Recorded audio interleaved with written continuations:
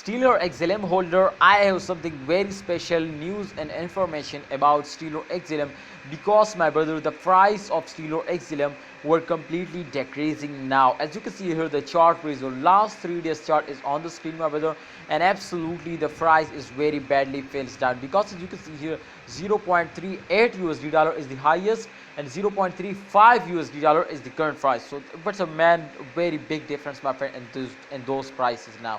So what's the reason to the coin where fails down and what we will need to do, my friend, and those days to get a profit? Everything I've been going to discuss with details now, but kindly if you are new my channel, subscribe this channel and also press the bell icon for latest new updates and prediction videos now. My brother, absolutely the coin where fails down because after a very huge jump, now everybody knows this, so after a very huge jump every coin were fails down. So as you can see here like that, my brother, after this jump they were fails down.